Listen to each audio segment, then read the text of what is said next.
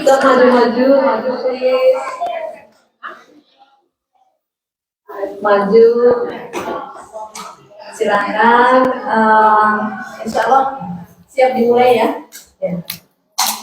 Ustazah Ina silakan. Gimana? Kayak gini aja. Gini juga. Oke.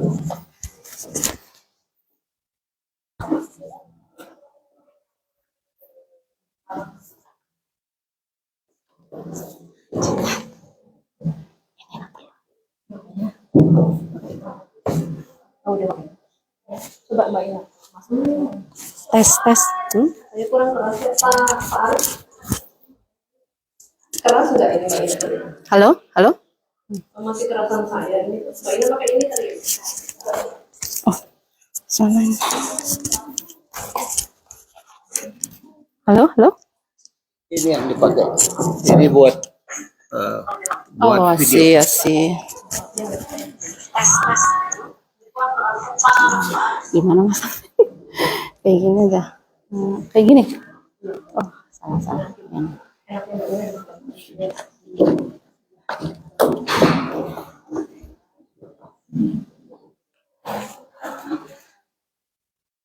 Bismillahirrahmanirrahim. Kita mulai ya, bisa ya. Ibu-ibu siapkan catatan. Saya lihat di sana hadiah banyak sekali tuh. Ayo siap catatan. Pakai HP boleh deh. Kalau gitu saya mulai dulu ya. Bismillahirrahmanirrahim. Assalamualaikum warahmatullahi wabarakatuh. Alhamdulillahirabbil alamin wassalatu wassalamu ala asyrofil anbiya'i wal mursalin nabiyyina Muhammadin wa ala alihi wa sahbihi ajma'in amma ba'du. Alhamdulillah, segala puji bagi Allah yang telah mempertemukan kita. Alhamdulillah ya, kita ketemu di majelis yang sangat mulia ini.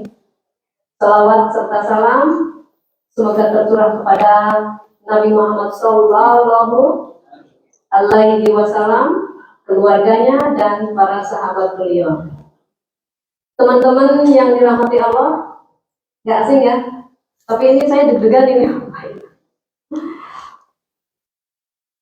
Kita kedatangan ustazah yang sangat istimewa, beliau Mbak Ina Mutmainah.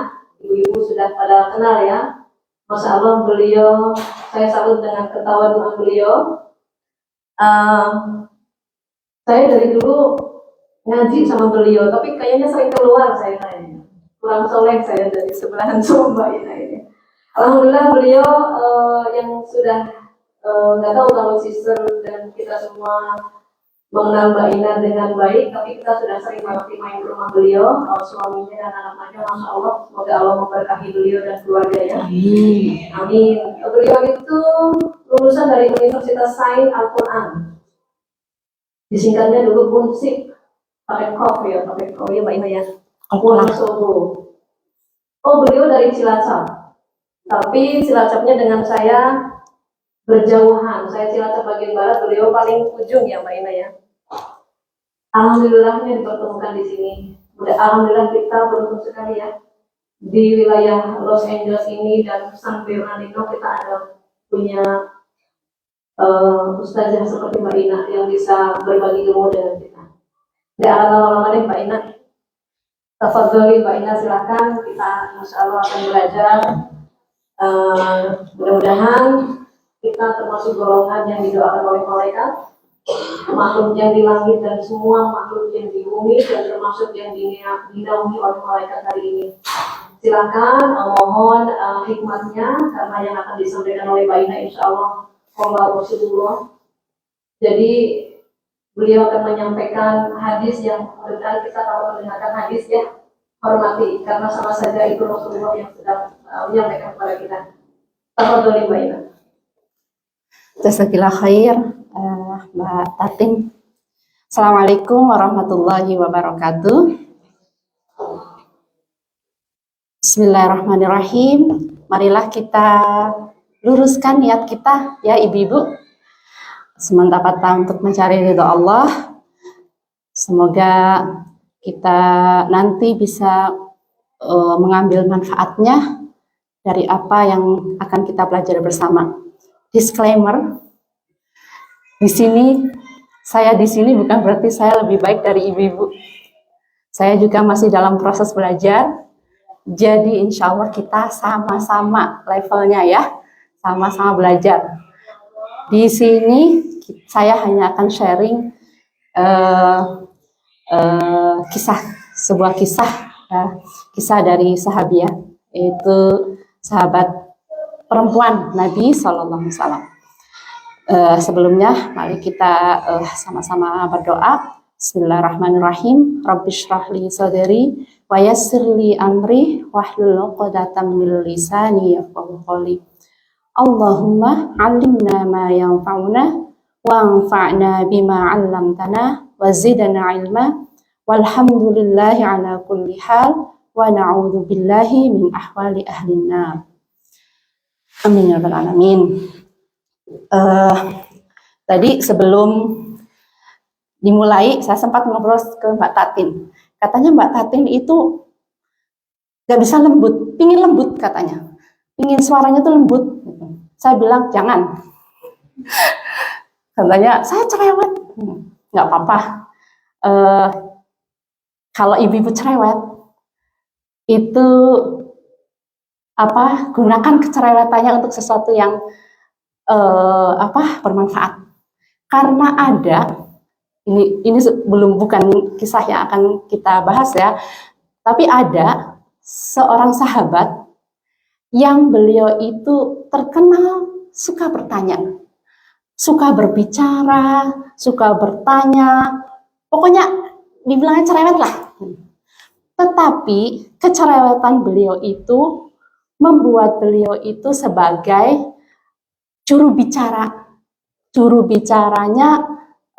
kaum perempuan muslimat ya, yang ingin menuntut ilmu, mencari ilmu. Jadi sahabiat yang cerewet ini dijadikan oleh teman-temannya, sahabat-sahabat yang lain itu sebagai juru bicaranya untuk bertanya ke Rasulullah SAW. Itu namanya, beliau adalah Asma binti Yazid al-Muhajirah. Ya, jadi beliau seorang Al-Ansariyah, beliau berasal dari Madinah. Jadi it's okay gitu ya. Kalau ibu-ibu cerewet, ibu-ibu cari gitu. Apa sih bagian apa, bidang apa yang memang memerlukan kecerewetan itu? Ya, insyaallah itu. Terus sebelum lanjut ke pembahasan berikutnya, pembahasan kita malam ini, saya ingin tanya dulu. Ibu-ibu pernah merasakan males sholat nggak?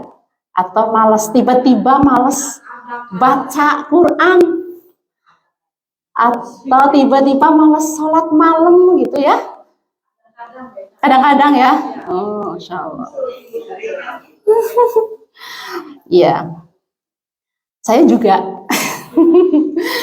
Atau istilahnya itu kalau di dalam Islam itu futur gitu ya, lemah imannya lagi lemah. Emang iman itu bisa naik bisa turun. Nah, salah satu yang bisa ketika kita sedang futur, sedang lemah imannya, itu yang sering saya lakukan adalah dengan mendengarkan kisah-kisah para sahabiat.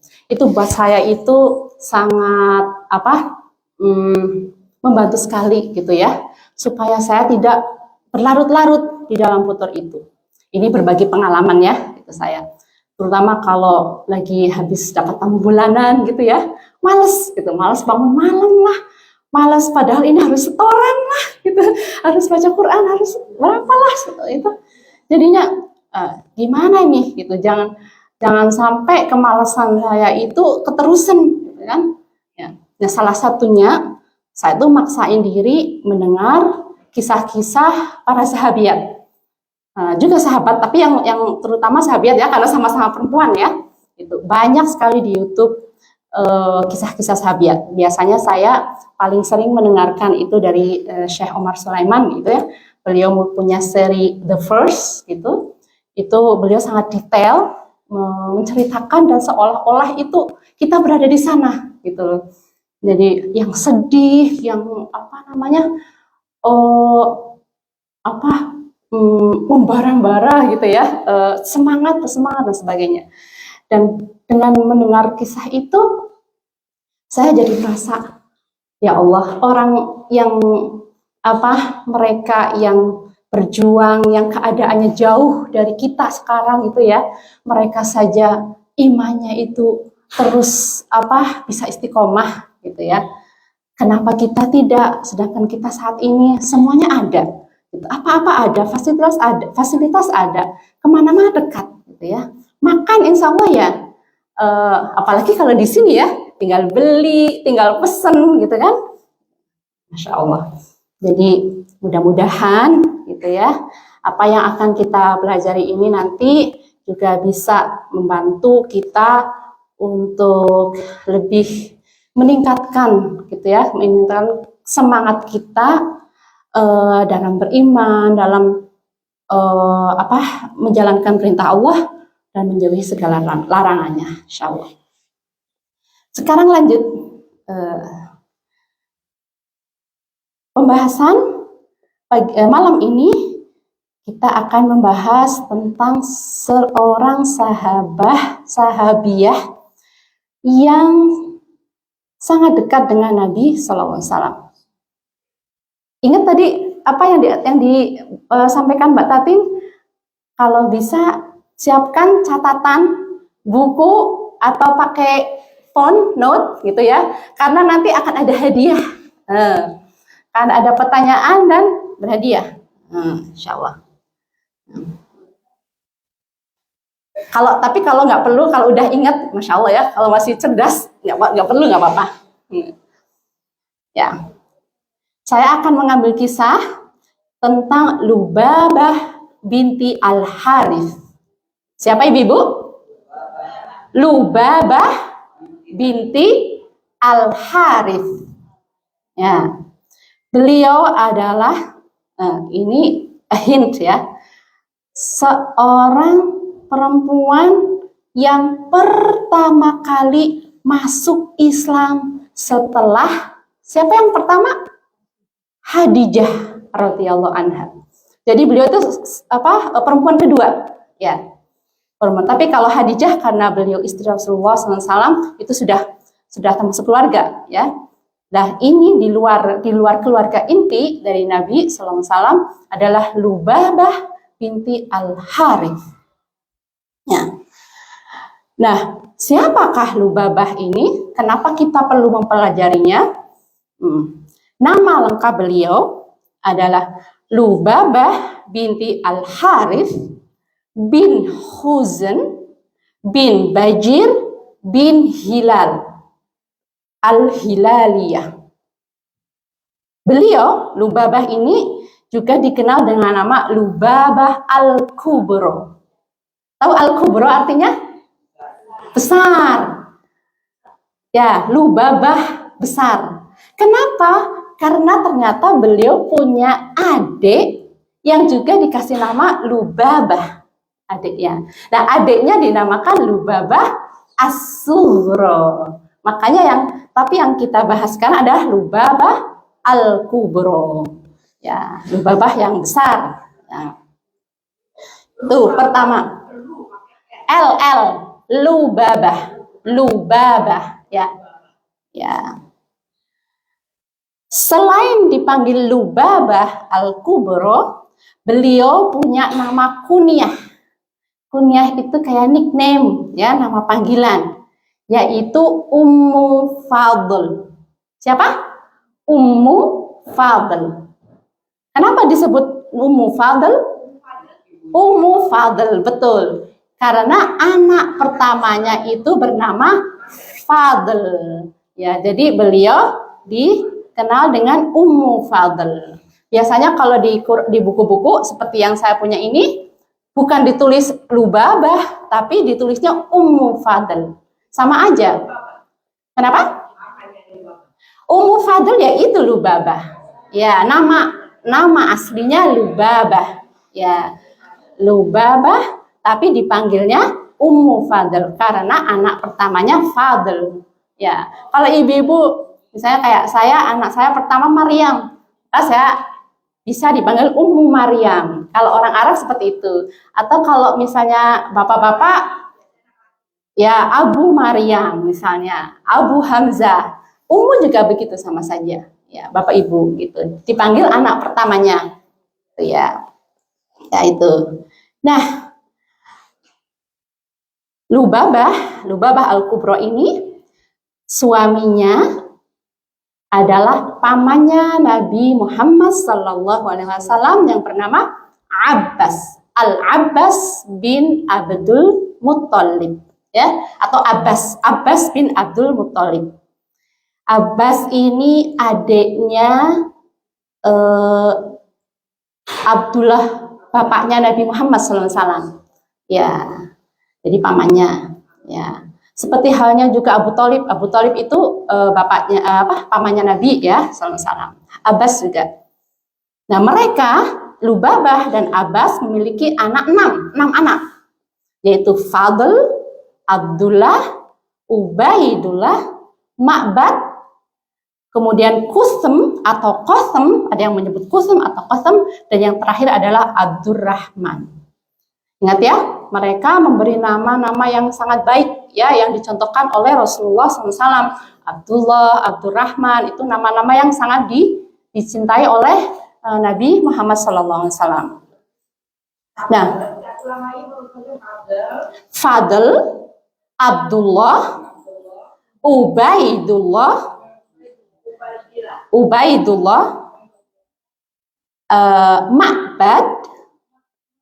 Ma'bad,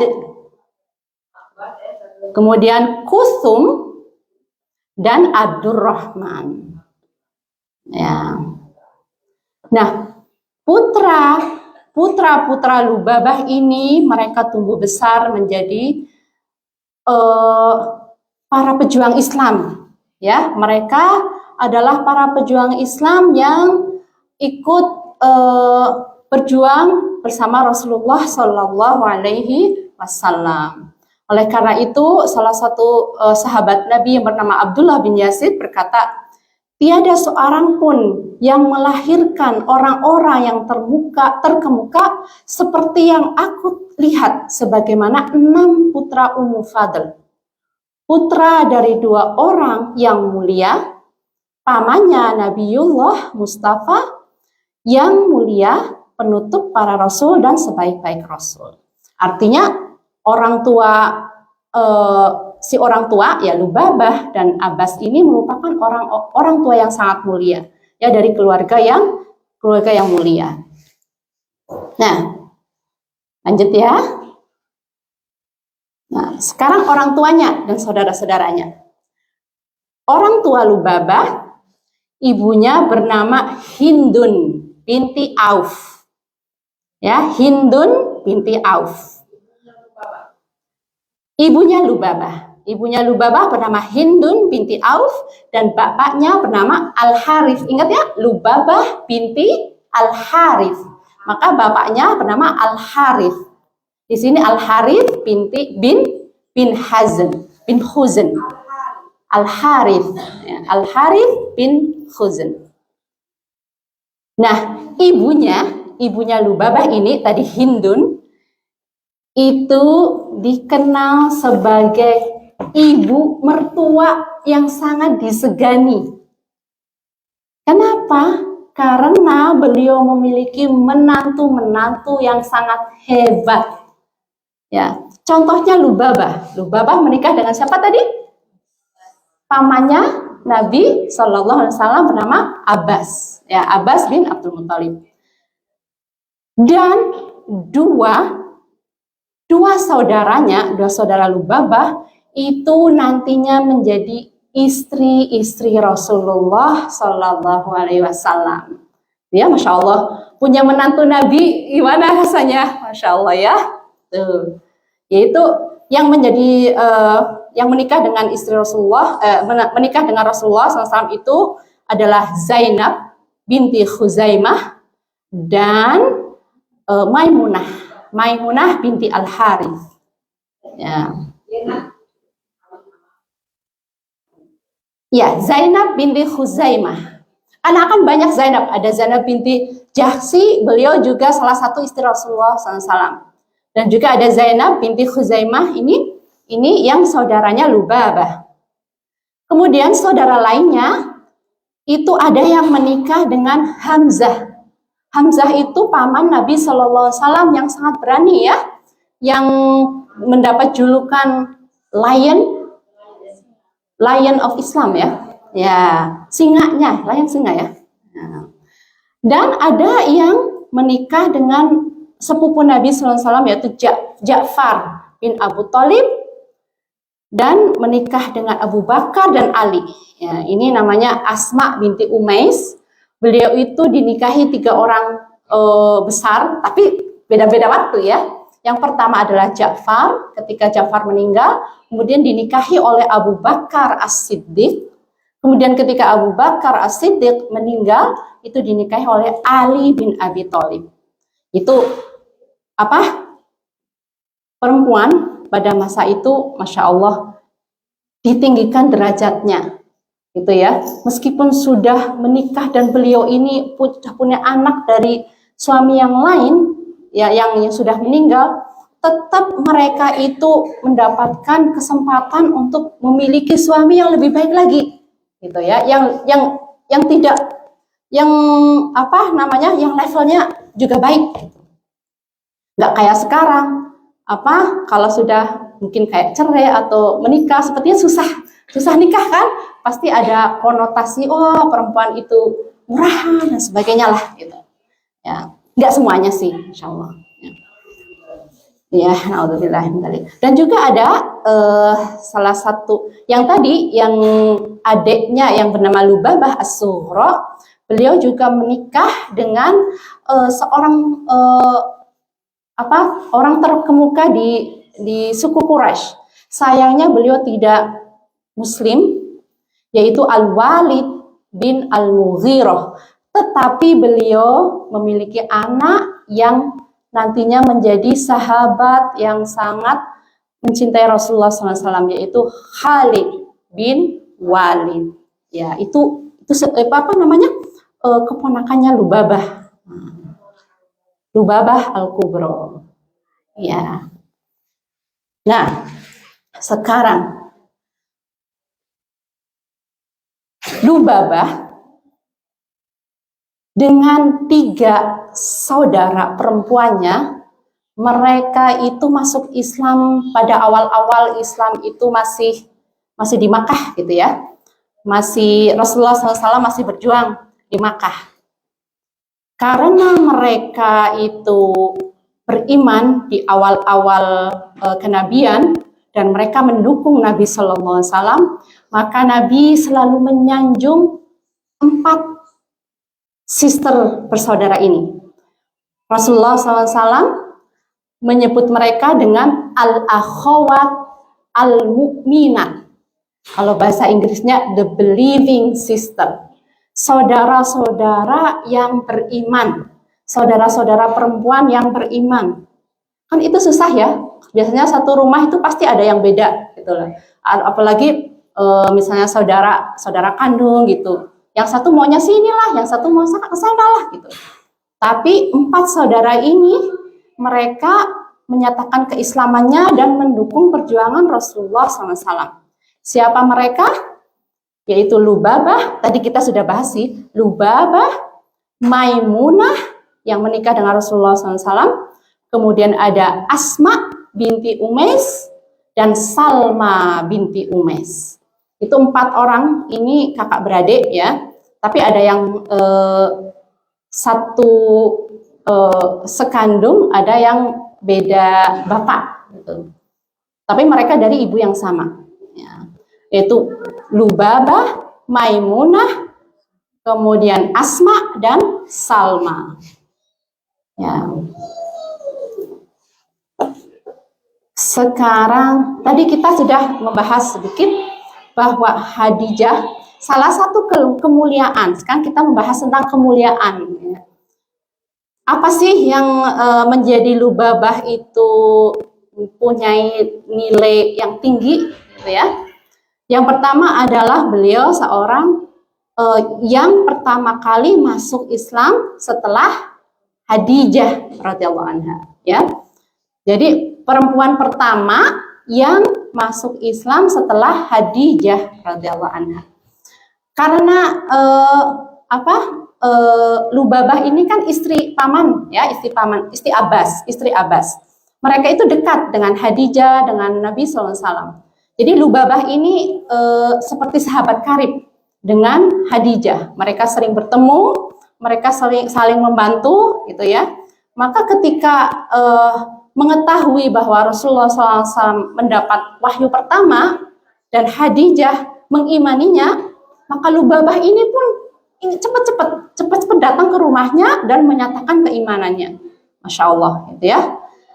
Dan setelah itu nggak cuma gitu aja, tapi beliau langsung ingin belajar, langsung belajar kepada Rasulullah SAW apa-apa yang sudah beliau dapatkan dari malaikat Jibril. Nah, pada saat pertama-tama kan Rasulullah SAW masih sembunyi-sembunyi, ya, dakwahnya masih sembunyi-sembunyi, masih di rumah beliau. Kemudian juga mereka kemudian berkumpul di satu rumah Al-Arqam. Makanya ada kayak pengajian gitu ya, gathering yang namanya Darul Arqam. Ya, disitulah tempat para sahabat itu belajar tentang Islam di awal-awal perjuangan Nabi dalam berdakwah secara sembunyi-sembunyi. Ini termasuk Lubabah. Masya Allah, ya, beliau sangat rajin dan sangat haus akan ilmu, ingin tahu lebih banyak tentang Islam. Sayangnya pada saat itu Abbas, suaminya, masih belum. Tapi ketika Lubabah masuk Islam, suaminya masih belum. Cuma kalau saya baca-baca gitu, saya mendengar dari para ustadz gitu ya, para syekh, tidak ada yang tahu pasti kapan Abbas itu sebenarnya masuk Islam. Karena pada saat itu banyak orang yang menyembunyikan keimanannya karena takut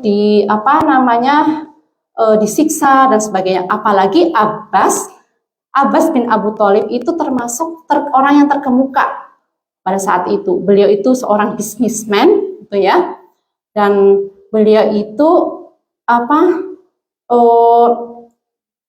ketika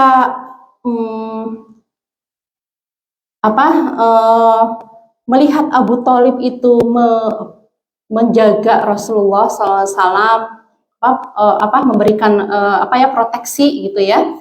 Itu Abbas itu juga sempat ingin seperti Abu Thalib, ingin menjaga Rasulullah SAW. Pokoknya nggak peduli dia agamanya apa, dia itu ponakanku, aku ingin melindungi dia, gitu, dengan sepenuh hati, sepenuh jiwa raganya. Makanya nanti ketika Abu Thalib meninggal pun yang menggantikan adalah Abbas.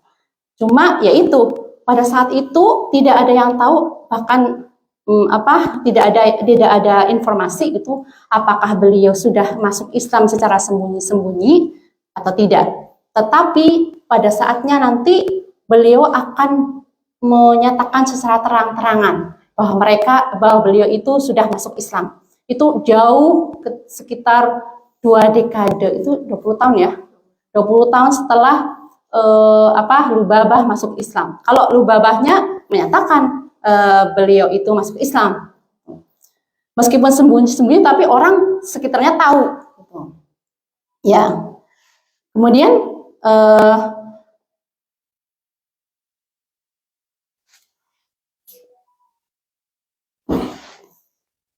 yang berikutnya itu tadi kemuliaan Lubabah. Yang pertama adalah menjadi muslimah pertama yang masuk Islam setelah Khadijah. Dan yang kedua, beliau memiliki seorang putra di antara 6 putra itu, ya, yang nantinya menjadi ulamanya kaum muslimin yang sampai sekarang pun menjadi rujukan bagi para ulama sekarang meskipun beliau masih muda. Siapa itu? Yaitu anak kedua beliau, yaitu Abdullah bin Abbas radhiyallahu anhu, atau biasa dikenal kalau dalam ilmu hadis itu Ibnu Abbas, ya. Tapi nama lengkapnya Abdullah bin Abbas. Tapi biasanya kalau di hadis-hadis itu Ibnu Abbas, ya. Iya.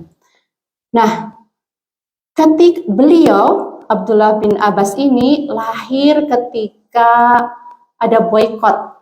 Ibu pernah dengar bahwa Nabi SAW dan keluarganya, keluarga besarnya, keluarga Bani Hashim, keluarga Bani Muthalib, itu diboykot oleh orang-orang Quraisy. Jadi mereka itu disuruh keluar dari rumah mereka dan dikumpulkan di suatu tempat. Tidak boleh ada orang luar yang membantu mereka. Nggak boleh ada yang kasih makan, kasih duit, dan sebagainya. Mereka memang sengaja menyiksa Rasulullah SAW dan keluarganya.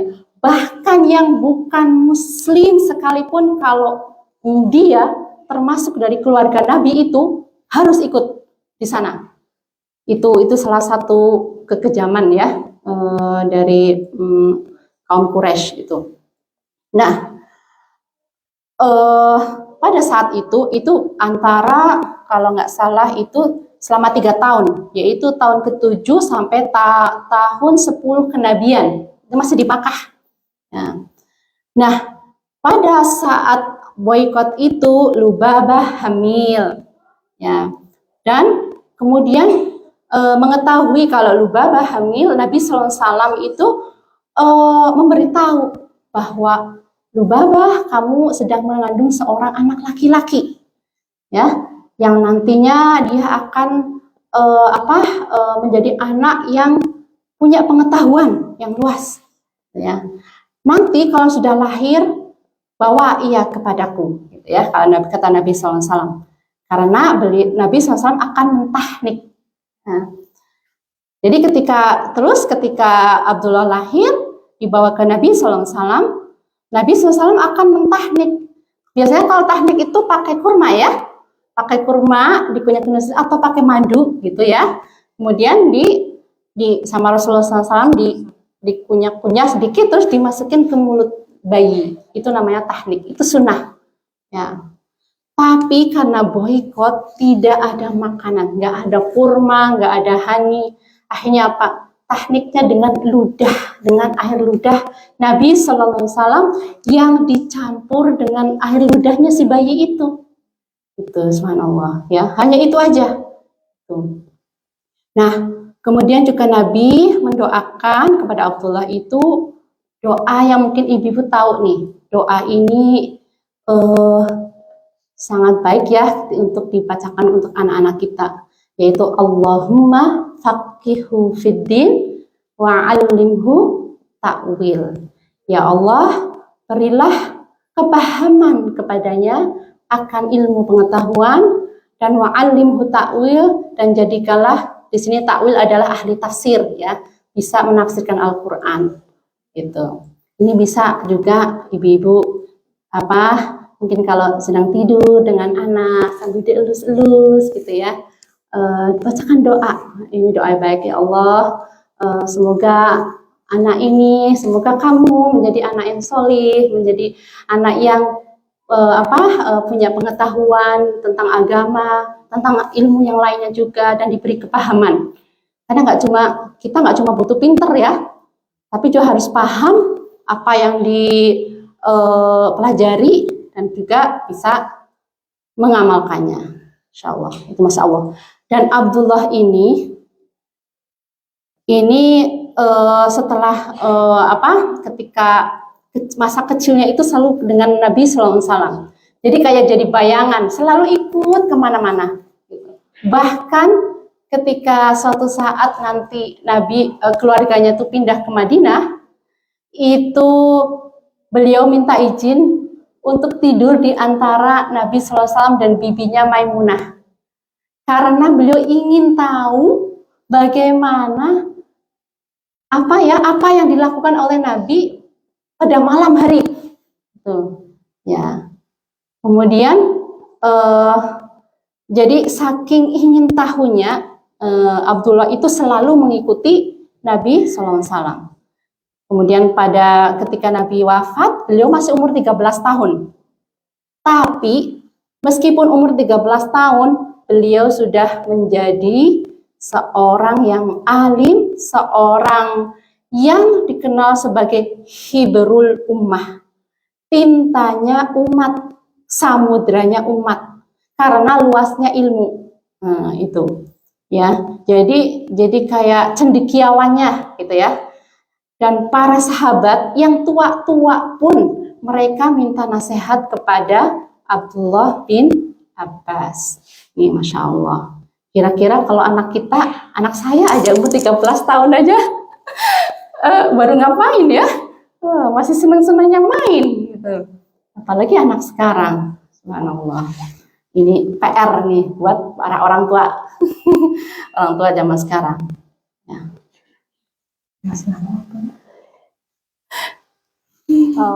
Sampai jam berapa ya biasanya? Hah? Oh boleh. Ada. Mungkin biasanya isanya dimundurin Mbak Ina, nggak apa-apa. Masih banyak tenang. Masih banyak ya. Subhanallah. Pak, masih berapa lagi waktunya? Santai aja atau gimana? Sampai ngantuk katanya Mbak. Betul. Ini lalabay ini apa untuk tidur. Pengantar tidur nih. Ya. Oke, kita lanjut ya. Nah, ini silahkan ibu-ibu ada HP kan ya? Ada Quran di HP nggak? Coba dibuka surat Al-Anfal ayat 70. Ada yang bisa bacain nggak? Surat Al-Anfal itu, ayo ayat keberapa? Surat keberapa? Ke-8, ayat ke-70.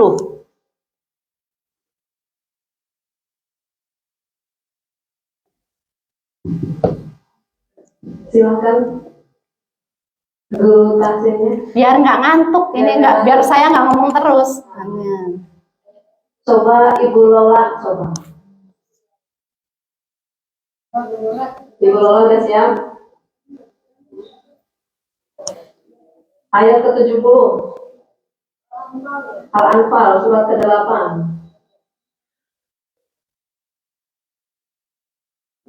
Ibu Lola, silakan.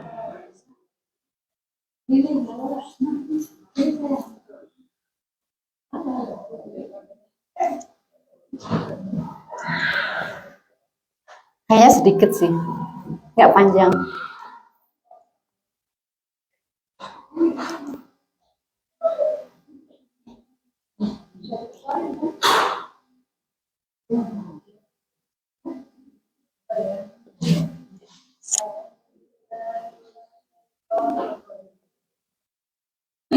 Bismillahirrahmanirrahim. Ya ayyuhan nabi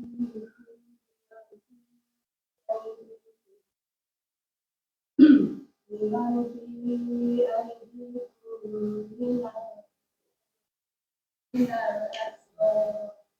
minal asra illa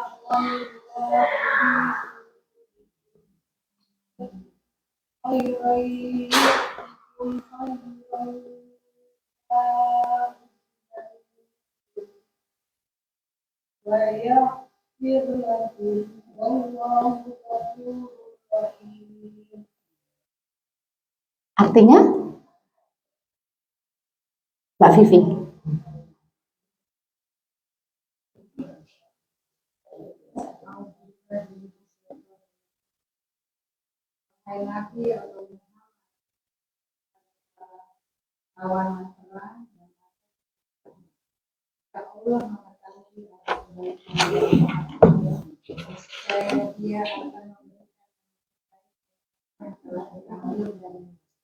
dan dia akan mengampuni kamu.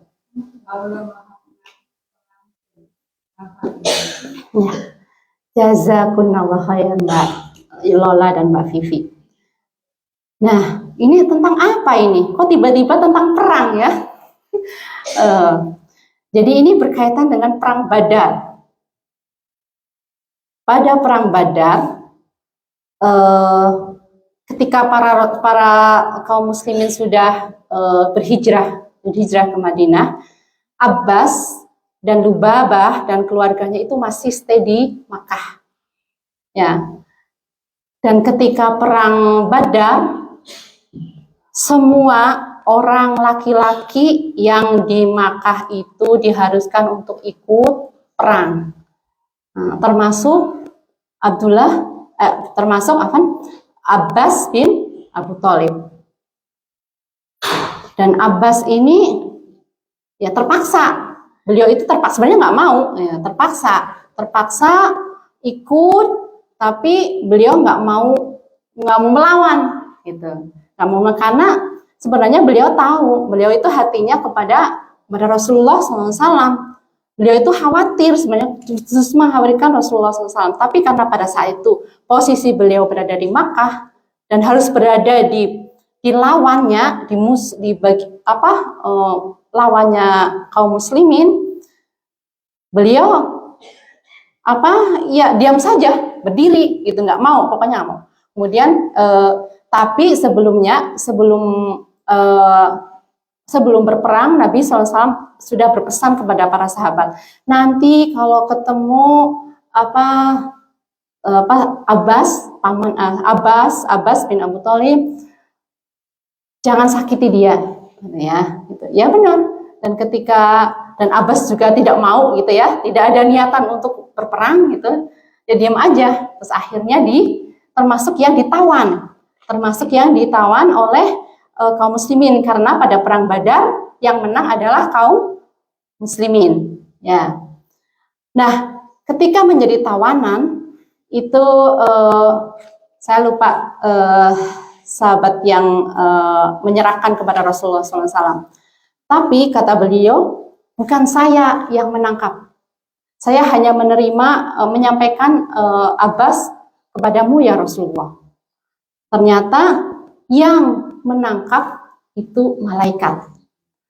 Karena sahabat ini memberikan ciri-ciri kepada Nabi SAW.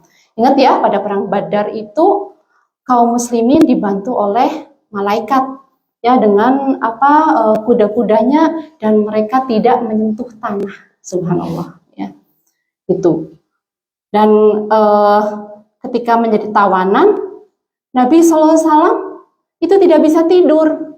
Beliau itu resah gitu malam-malam itu. Ditanya oleh sahabat, ya Rasulullah, kenapa Rasulullah merasa gelisah?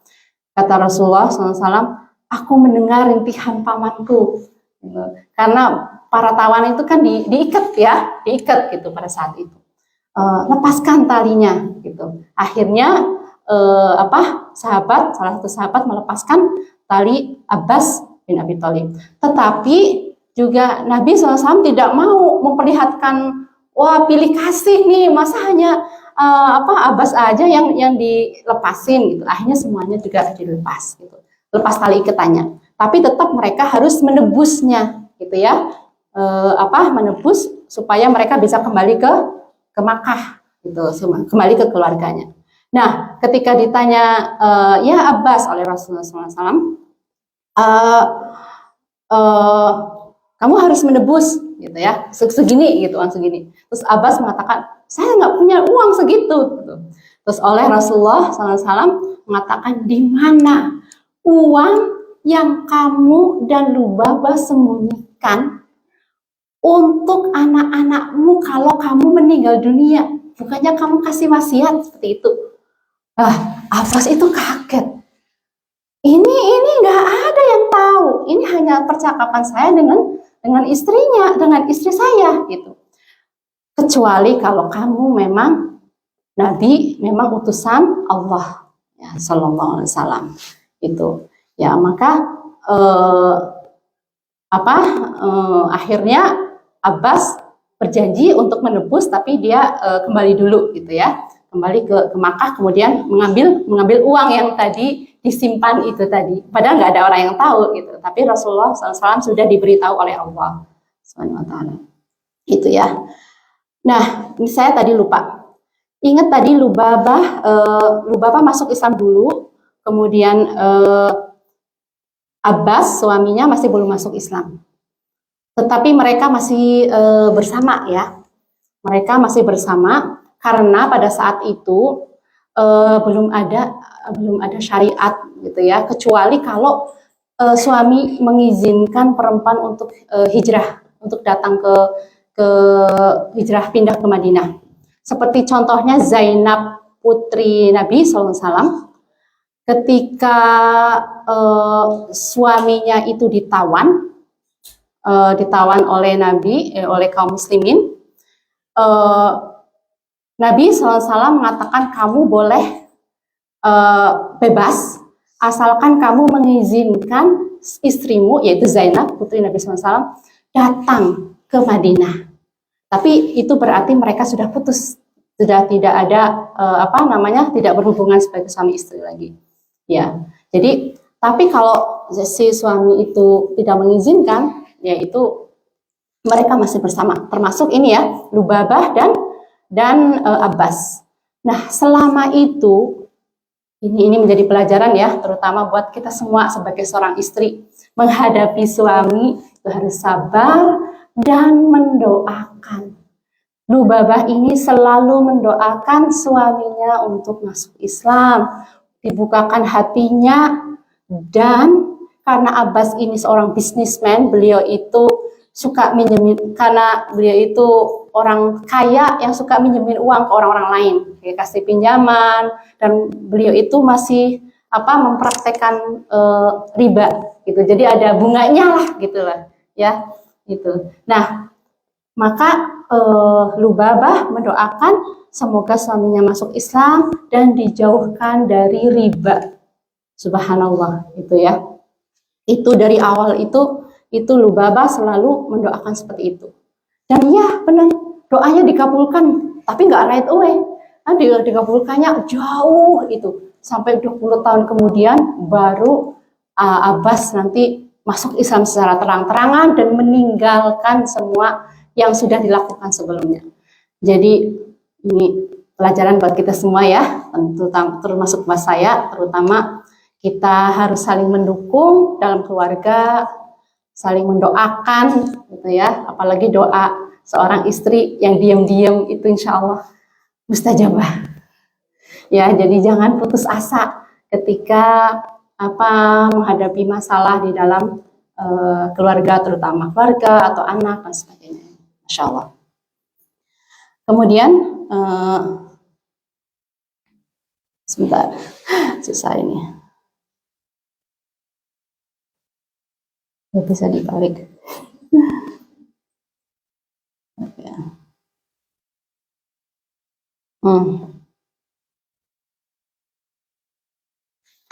Sekarang sebenarnya masih banyak banget nih, tapi mungkin saya skip deh. Yang terakhir aja ini, bahwa Lubabah, salah satu kemuliaan Lubabah adalah beliau menjadi ibu susu cucu Nabi SAW. Ada yang tahu nggak siapa cucu Nabi SAW? Ada dua kan? Hasan dan Husain. Nah, Lubabah ini beliau menjadi ibu susunya Husain. Ya. Jadi ini ceritanya di sini ya, saya bacakan ya. Suatu saat Lubabah itu bermimpi. Nah, mimpinya itu sangat menakjubkan, sehingga ia segera mengadukannya kepada Rasulullah SAW. Ia berkata, wahai Rasulullah, saya bermimpi seolah-olah sebagian anggota tubuhmu berada di rumahku. Rasulullah SAW bersabda, mimpimu bagus. Kelak Fatimah melahirkan seorang anak laki-laki yang nanti akan engkau susui dengan susu yang engkau berikan untuk anakmu, yaitu yang bernama Kusam atau Kasam ya. Jadi beliau sudah melahirkannya anak yang kelima ya. Kusam tadi Kasam kelima ya. Kalau nggak salah kelima. Nah, pada saat itu ketiga ya, ketiga Ya, oke. Nah, setelah beliau masih menyusui, itu Fatimah kemudian hamil dan melahirkan Husain. Ya. Ummu Fadl keluar dengan membawa kegembiraan karena berita tersebut. Tidak lama, Fatimah melahirkan Husain, ya, yang kemudian diasuh oleh Ummu Fadl. Jadi beliau itu yang mengasuh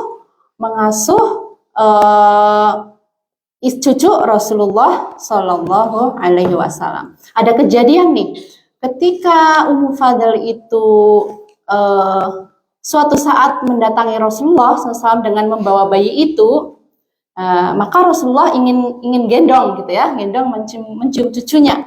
Tiba-tiba cucunya itu kencing, mengencingi baju Rasulullah SAW. Kemudian beliau Rasulullah SAW bersabda, "Wahai Ummu Fadl, peganglah anakku ini karena dia telah mengencingiku." Kemudian Ummu Fadl berkata, "Maka aku ambil bayi tersebut dan aku cubit dia."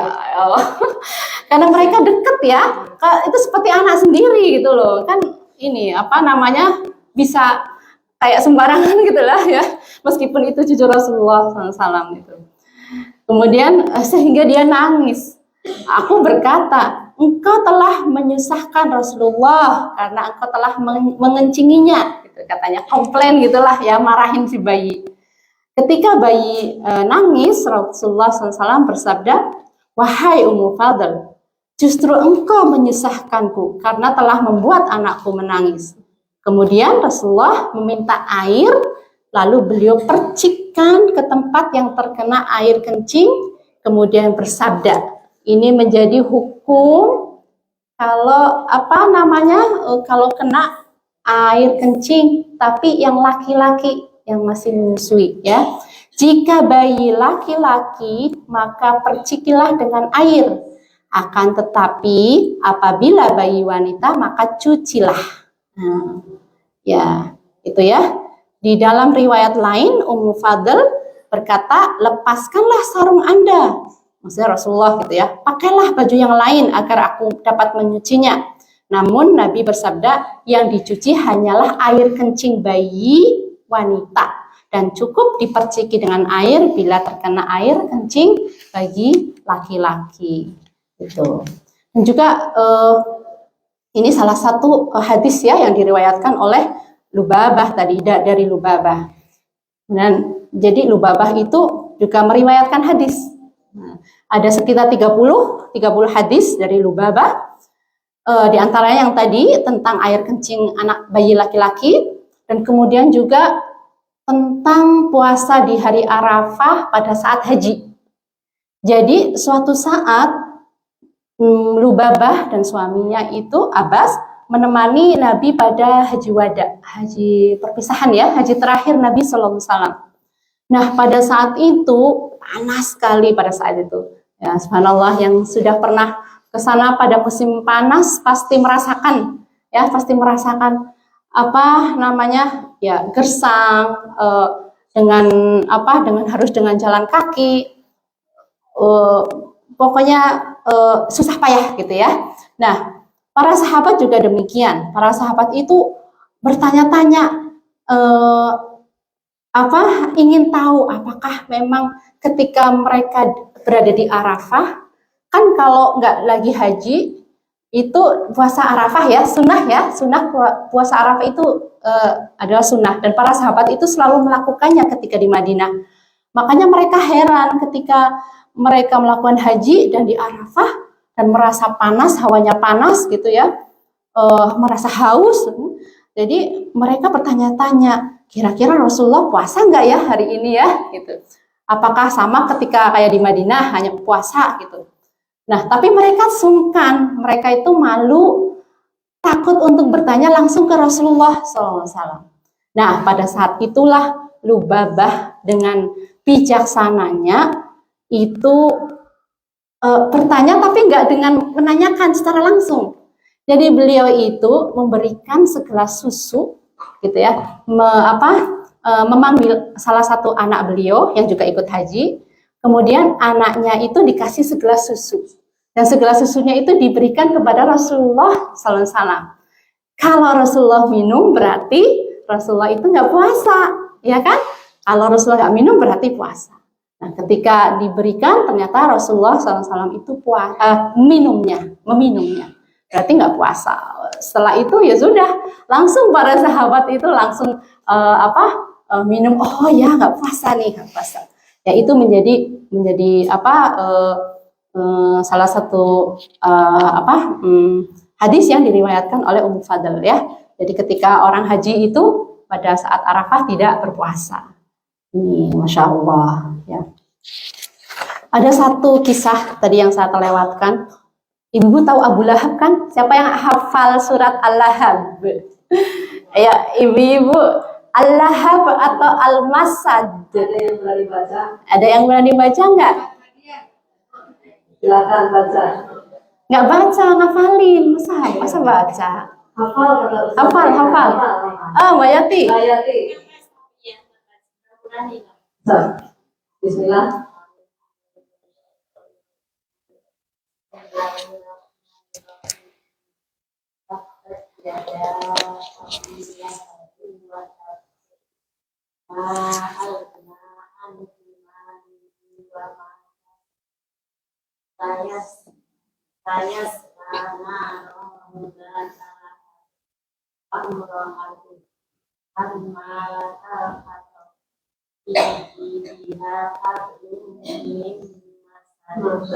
Sama gimana, Bu Guru? Ini mau dikoreksi IPA-nya. Gunahnya. Oh, Masya Allah. Ya, itu tentang Abu Lahab ya. Ya, sebenarnya nggak berkaitan dengan surat itu ya, tapi berkaitan dengan Abu Lahab. Jadi ketika perang Badar itu kan yang menang kaum muslimin, sementara kaum Quraisy itu kaum musyrikin kalah. Mereka sebagian melarikan diri balik ke Makkah. Nah, orang-orang yang di Makkah yang lemah seperti Lubabah, kemudian para budak-budak, mereka kan tinggal di kotanya gitu. Nah, Abu Lahab ini dia itu nggak mau ikut perang, dia itu mewakilkan, dia itu pengecut gitu ya. Jadi setiap kali ada perang dia itu nggak mau maju sendiri itu, ya udah kelihatan kalau dia itu pengecut. Jadi dia mewakilkan. Nah, udah saatnya dia udah tahu kalau ini udah saatnya pulang. Kemudian dia mondar-mandir menunggu. Akhirnya Abu Sufyan yang pada saat itu masih belum masuk Islam itu datang. Terus Abu Lahab bertanya-tanya, gimana kabarnya, gimana keadaannya perang Badar. Dia pikir, wah pasti mereka menang nih karena mereka itu punya pasukan 1000 ya. 1000, nah kaum muslimin itu 300 ya. Nah, 300 pasukan. Jadi menurut perkiraan dia itu ya mereka menang. Ternyata Abu Sufyan mengatakan, oh pada saat itu ada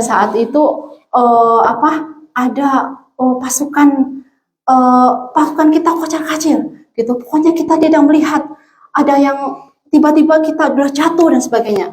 Nah, pada saat itu salah satu ada namanya Abu Rafi. Beliau itu budak yang dimerdekakan oleh Lubabah dan Abu Anan Abbas. Itu beliau sudah masuk Islam ya, langsung mengatakan, oh itu malaikat, itu pasti malaikat gitu ya. Malaikat itu telah membantu kaum muslimin. Nah, mendengar itu Abu Lahab langsung menampar Abu Rafi ini ya, sampai dia terluka dan sebagainya gitu. Nah, karena melihat Abu Rafi itu disiksa gitu ya, ditampar itu, Lubabah mengambil sebuah dibilangnya di sini tiang dari batu gitu ya, atau ada kayu, pokoknya tongkat, langsung dibukulkan di kepalanya sampai pecah gitu ya. Ya, dan pasti ibu udah pada dengar ceritanya, ini mungkin udah baca ya. Tapi ini dan setelah itu Abu Lahab ini hanya bertahan 7 hari, kemudian oleh Allah itu diberi sakit banyak bisul-bisul ya di tubuhnya dan meninggal dunia. Ya, alhamdulillah. Itulah akhir dari musuh Allah. Ya, ya. Itu keberanian gitu ya. Itu Kenapa? Suratnya dulu atau matinya dulu? Oh, surat ini tidak berkaitan dengan peristiwa ini. Surat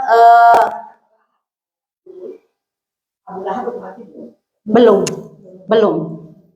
Iya, belum. Ya. Jadi ini salah satu keberanian ya Ummu Fadl ini, Insya Allah ya. Dan yang terakhir yaitu wafatnya Ummu Fadl.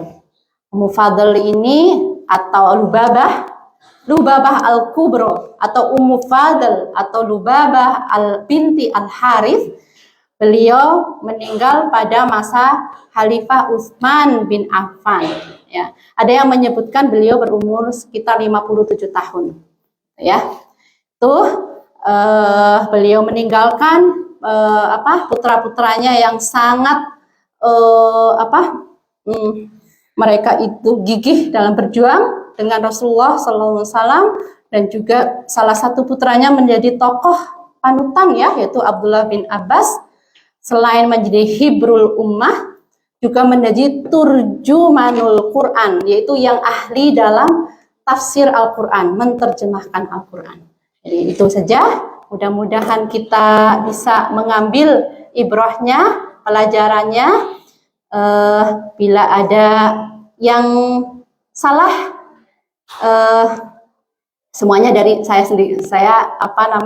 Ini juga masih belajar, dan terima kasih banget kesempatannya ini. Saya jadi banyak membaca, mendengar, saya juga banyak belajar, dan makanya saya sharing gitu ya. Saya share dengan ibu-ibu semuanya. Allah alam bisawab, saya kembalikan ke Mbak Tati. Bismillahirrahmanirrahim, Mbak. Ustazah Ina, Masya Allah. Sudah siap, Bu? Siap? Yang bisa jawab kelihatan tadi nyata. Tapi yang bisik-bisik, takutnya nggak bisa jawab. Hadiahnya banyak banget gitu soalnya, Masya Allah. Siap ya? Yang mudah aja dulu, yang mudah. Ini mau ngacung atau gimana nih? Ngacung ya? Itu yang belakang maju dong, biar kelihatan yang ngacung. Maju. Maju. Ya udah, siap. Ini yang mudah aja dulu. Siapa anak yang kepenginnya tidur antara Nabi Muhammad dan Maimunah? Abdullah bin siapa? Oke, hadiahnya buat saya separoh. Betul, jadi siapa? Abdullah bin Abbas. Berarti Abdullah anaknya siapa? Abbas. Oke, yang sudah jawab jangan jawab dulu lagi ya, kasihan yang lain. Lanjutnya, kenapa Lubabah dikasih julukan Lubabah al-Kubro? Besar badannya. Aduh, ini dari mana ini? Ngacung. Ya, anak pertama. Karena adiknya namanya siapa? Yang lengkap. Oke, yang jawab sebelum siapa aja? Mbak Taufik, yang sudah jawab kasih dulu biar kelihatan tasnya pink. Jadi jangan jawab lagi. Jadi ingat-ingat, Lubabah al-Subro kenapa dikasih julukan itu? Karena dia punya adik namanya juga Lubabah. Adiknya namanya Lubabah Subro. Kakaknya Lubabah al-Kubro. Pertanyaan berikutnya, kapan Lubabah al-Kubro atau bin al-Harith masuk Islam? Cung, kapan Lubabah al-Kubro masuk Islam atau ketika apa? Yang ngacung jawab, Mbak Kiki. Setelah Khadijah radhiyallahu anhu, berarti tahun pertama ya. Karena Rasulullah jadi nabi waktu itu, besoknya ya malamnya ya Ustazah ya, berarti tahun-tahun itu, Masya Allah. Yang sudah dapat hadiah kasih tasnya biar kelihatan pink. Lanjut bagian belakang nih, bentar biar kelihatan lah. Neng Linda, ada itu. Oke, ulah. Coba sebutkan siapa nama suami Lubabah al-Kubro dengan lengkap nama suaminya. Hah? Abbas bin bukan Abu Thalib ya. Abdul Muthalib. Oke, posisi Abbas itu kakaknya ayahnya Nabi Muhammad atau adiknya? Adik. Berarti pada pintar-pintar ya. Masya Allah. Neng Nina dapat hadiah tuh.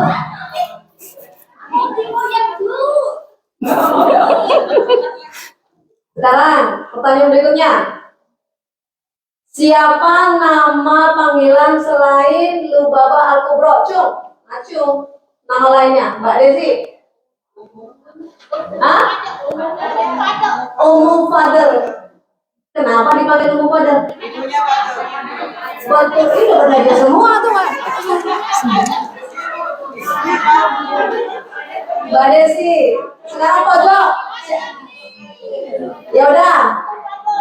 Oh itu katanya ngaku yang belakang juga ngacung duluan, kasih aja deh. Nah, yang belakang tuh pojok. Cung. Bagian sini nih, Bu Halimah and Group situ tuh.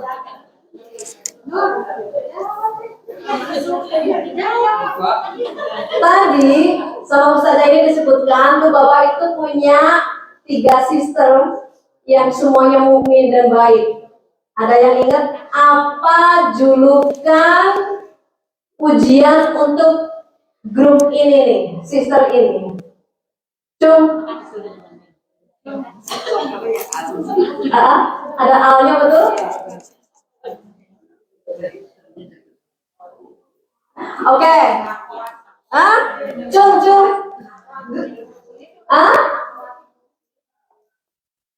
Mirip. Muslim itu untuk umum. Coba Lili. Yes, Masya Allah. Nggak malu saya teman teacher bisa jawab. Senang saya. Alhamdulillah, jazakallahu khairan. Lanjut. Ini masih 3 sister ya. Coba sebutkan salah satu saudaranya, bukan yang Lubabah Al-Subro. Salah satunya lagi, kan ada 2 tuh. Tadi saya udah ngomong yang istri. Hah? Ya, Asma sama? Sama betul, Asma betul, satunya lagi? Maimunah. Ini ya jawab semuanya. Kasih hadiah semua. Mbak Tobi masih banyak hadiahnya? Dapat yang jawab Maimunah dapat hadiah, yang jawab Salma, Mbak itu dapat, Ibu juga dapat. Ibu ini Masya Allah ini. Ini ada tebal tuh. Lanjut ya, lanjut. Ini yang belakang sebelah sini belum nih. Yang mojok-mojok tuh. Siap ya? Bentar.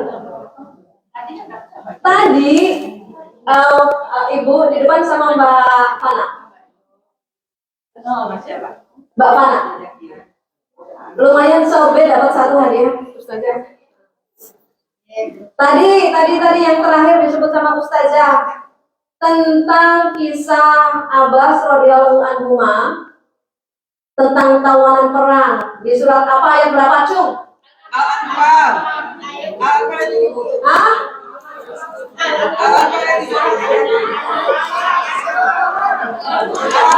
Ini mah kelihatan pada nyatet semuanya, Masya Allah.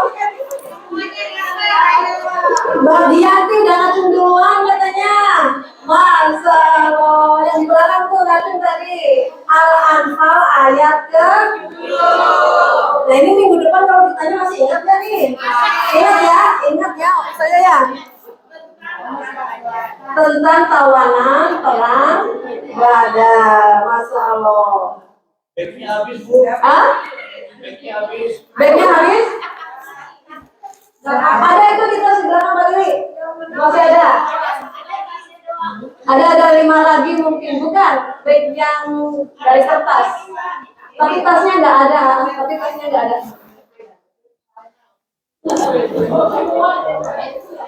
Apa sebutkan? Siapa? Anak lu bapak itu punya anak berapa, Cung? Kayaknya Mbak Andus yang duluan, memang benar ya. Mbak Andus, benar. Benar, yang terakhir Abdurrahman.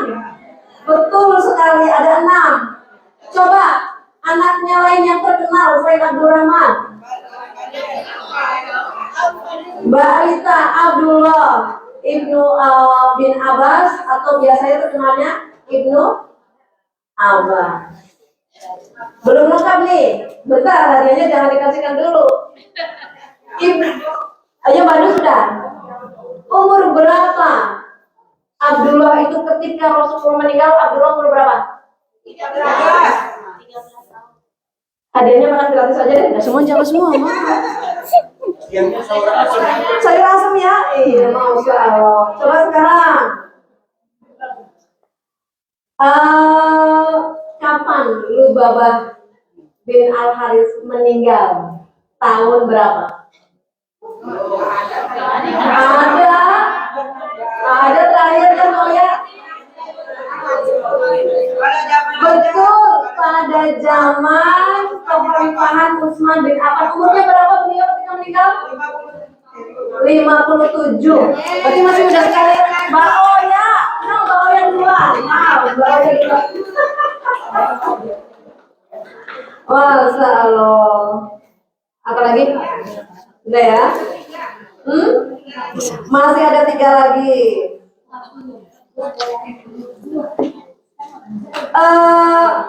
Abdullah Ibnu Abbas ada 2 julukan terkenal untuk beliau. Apa julukan Abdullah bin Abbas? 2. Kalau bahasa Sundana ahli Quran kata apa? Bahasa Arabna naon tadi?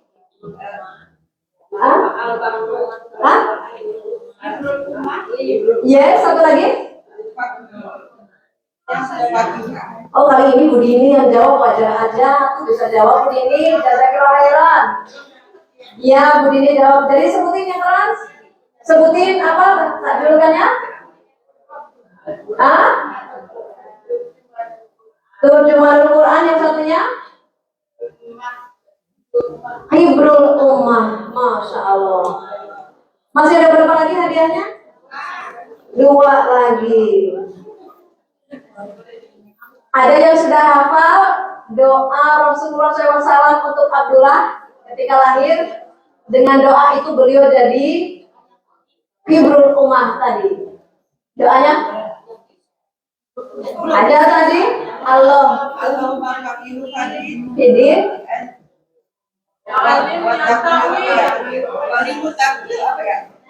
Sebutin Mbak Ica yang keras.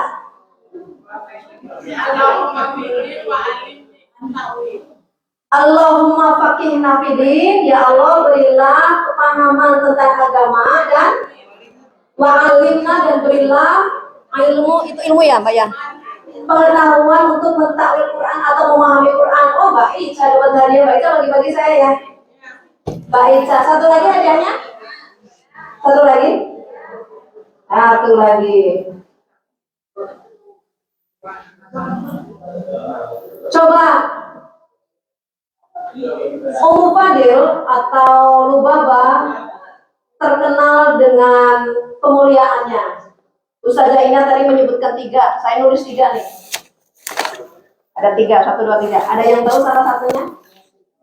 Beliau memiliki salah satu memiliki salah satu enam dari anaknya. Yang hebat. Satu lagi doang. Salah satunya, oh saya salah nyuruhnya 1 doang ya. Yang 2-nya apa? Mbak Ibu Susu, betul. Satu lagi. Yes, Ibu dapat hadiah lagi. Masya Allah. Hadiah lagi untuk Ibu, beliau menjawab 3. Ingat-ingat. Ibu Nur Hamidah. Ibu Nur Hamidah. Ibu Nur Hamidah, jazakallahu khairan. Masya Allah. Kulitnya aku hilang. Ibu hilang soalnya. Oh pantas ya. Ini kalau cerdas semua udah kalah Los Angeles ini. Ya, alhamdulillahirobbilalamin ya, sister. Jazakallahu khairan, antusias sekali ini Bu Ina. Kalau ini dirutinkan ini bagus Bu Ina. Ya, iya ya Ibu ya, dirutinkan. Maksudnya ini enak, nggak ada pembatas. Ibu-ibu interaktif, ibu-ibu pada mencatat. Ya, itu tujuannya mendengarkan nasihat itu pulang ada yang diingat bukan yang diingat tadi makan sayur asem, bukan. Mudah-mudahan sampai minggu depan masih ingat tuh Bapak ya. Yang minggu depan ketemu saya Ustazah Inah ya, ditanya lagi. Dapat hadiah lagi. Dapat hadiah lagi. Oke, alhamdulillahirobbilalamin. Saya mohon maaf lahir dan batin, yang salah pastinya dari saya sendiri. Ibu Ina mau berdoa dulu. Saya serahkan ke Ustazah Ina berdoa untuk kita. Habis itu kita tutup acaranya. Silakan Ibu Ina. Oh, itu. Bismillahirrahmanirrahim. Suaranya dengar ya? Yang khusus Ibu kita berdoa. Saya sedikit kesimpulan aja dikit ya dari pelajaran yang tadi, bahwa para sahabiah mengajarkan ketakwaan kepada Allah, tidak memandang laki-laki atau perempuan, besar atau kecil, tua, muda, dan sebagainya. Mereka melakukan yang terbaik sebagai orang yang beriman, yang meyakini di dalam hati, diucapkan secara lisan, dan mengamalkannya dalam perbuatan. Yang kedua, kita harus bisa melakukan peran sekecil apapun dengan sepenuh hati karena Allah. Baik itu sebagai ibu, istri, orang tua, anak, murid, guru, dan sebagainya. Gitu ya, tidak ada peran yang kecil itu di mata Allah. Kemudian yang ketiga, berada di lingkungan yang baik akan membawa kita menjadi orang yang baik juga. Seperti Lubabah yang dekat dengan keluarga Rasulullah Sallallahu Alaihi Wasallam. Yang keempat, 6. Saya udah masuk. Oke deh. Adalah pelajaran agar kita menjadi istri yang baik, yang sabar, dan mendoakan ya, dan mendukung kepada suami dan juga anak-anak kita. Kemudian yang berikutnya, menjadi ibu yang cerdas. Itu penting. Ibu yang beriman dan cerdas itu penting, seperti Lubabah tadi. Itu kenapa anak-anaknya cerdas? Pasti karena ibunya juga cerdas. Jadi yang belajar, yang kuliah tinggi-tinggi kemudian tiba-tiba jadi ibu rumah tangga, jangan khawatir. Iya. Karena kita memang utamanya mendidik anak-anak kita, gitu ya. Itu, dan salah satu di antara cara kita supaya cerdas, kalaupun misalnya dulu nggak kuliah gitu ya, ya ini salah satunya dengan mendatangi majelis ilmu seperti ini, gitu ya. Ini seperti tadi halnya Lubabah, bersegera menuntut ilmu. Ya, Lubabah belajar langsung dengan Nabi SAW, bahkan ketika di Madinah beliau punya guru dan punya murid-murid, gitu ya, Masya Allah. Itu saja yang mudah-mudahan ini reminder buat saya sendiri dan juga semoga bisa bermanfaat buat ibu-ibu semuanya. Alhamdulillahirobbilalamin. Astagfirullahaladzim. Mari kita baca surat Al-Asr. Bismillahirrahmanirrahim. Wal 'ashr. Innal insana lafi khusr. Illa alladziina aamanu wa 'amilus shalihati wa tawashaw bil haqqi wa tawashaw bis sabr. Mohon maaf dan batin. Jazakumullah khairan. Jazakumullah Pak Ustaz Ina dan suaminya Mbak Ina, jazakallahu khairan, sudah diantar ke sini, masya Allah, barakallahu fikum. Subhanakallahumma wa bihamdika, asyhadu an la ilaha illa anta, astaghfiruka wa atubu ilaik. Assalamualaikum warahmatullahi wabarakatuh. Assalamualaikum warahmatullahi wabarakatuh. Maaf lahir batin.